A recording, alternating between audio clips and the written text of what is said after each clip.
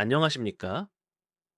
2025년 8월 3일에 발행된 2025년 7월 한국 수출입 동향 분석 및 투자 전략 보고서 브리핑을 시작하겠습니다. 이번 7월 한국의 수출은 전년 동기 대비 5.9% 증가하며 역대 7월 중 최고 수출액인 608.2억 달러를 기록했습니다. 무역 수지는 66.1억 달러 흑자를 달성하며 미래 산업 중심의 뚜렷한 성장세를 보였습니다. 오늘 발표는 7월 수출입 실적 요약, 품목별 및 지역별 성과 분석, 한미 무역 협정의 영향, 그리고 이를 바탕으로 한 투자 전략과 리스크 요인 순으로 진행하겠습니다.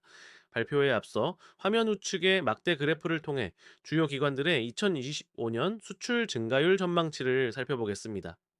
한국개발연구원 KDI는 1.8%, 한국금융연구원은 2.3%, 한국경제인협회는 1.4%로 전망하고 있습니다.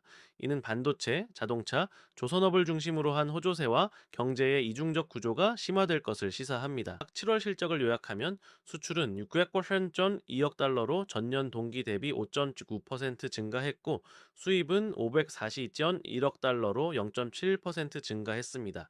이로써 무역 수지는 66.1억 달러 흑자를 기록했습니다. 이는 역대 7월 중 최대 수출 실적이자 2018년 이후 7월 기준 최대 흑자입니다. 화면의 꺾은 선 그래프는 2025년 월별 수출 추이를 보여줍니다.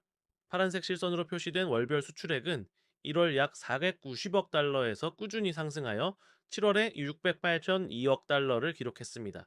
녹색 점선으로 표시된 수출 증감률 또한 1월에 마이너스 7% 수준에서 7월에는 플러스 5.9%로 성공적으로 반등했습니다. 품목별로 보면 미래 산업과 전통 산업 간의 이중 구조가 뚜렷했습니다. 화면 중앙의 가로 막대 그래프를 봐주시기 바랍니다. 파란색으로 표시된 호조 품목을 보면 선박이 177.6%라는 폭발적인 증가율을 기록했고 반도체는 31.6%, 자동차는 8.8% 증가했습니다.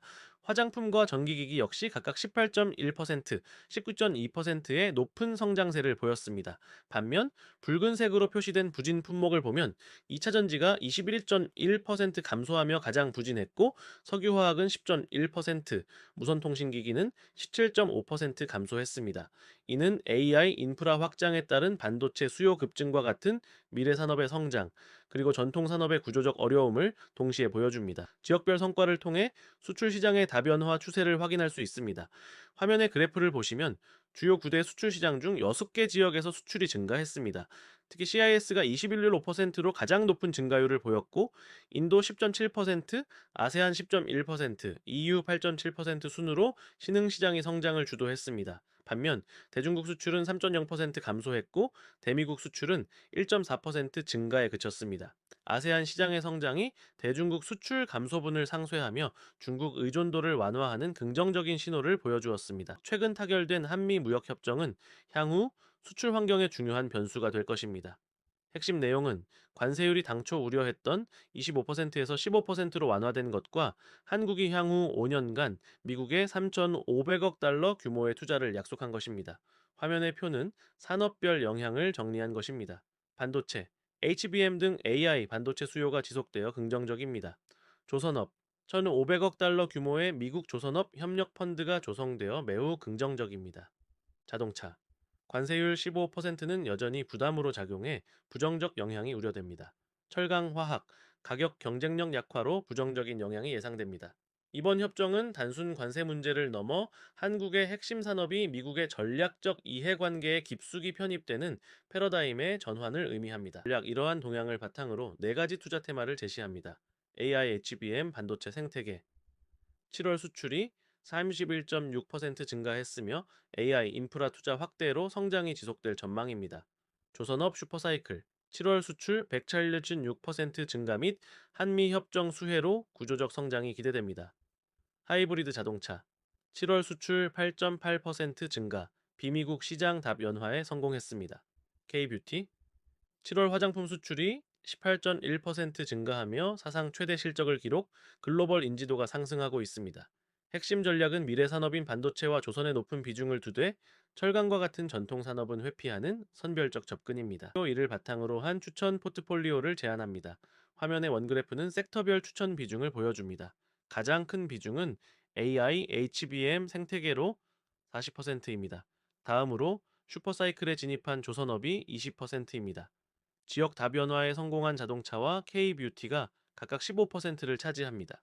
마지막으로 구조적 역풍을 맞는 철강, 석유화학 등 전통산업의 비중은 10%로 축소할 것을 권고합니다.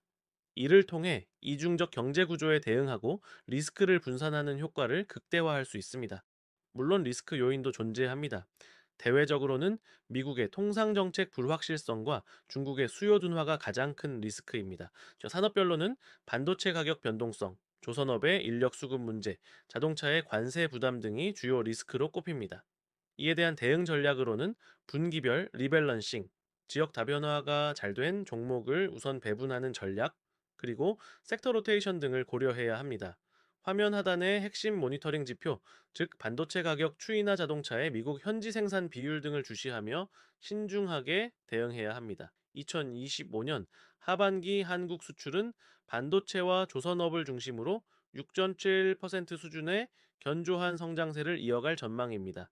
투자 전략의 핵심은 이중적 경제 구조에 기반한 섹터 집중 전략입니다. AI, HBM, 반도체와 조선업 등 구조적 성장 섹터에 60% 이상을 배분하고 지역 다변화가 성공적인 하이브리드 자동차와 K뷰티에 30% 배분하며 전통산업의 철강 석유화학은 10% 이하로 축소하는 것이 바람직합니다.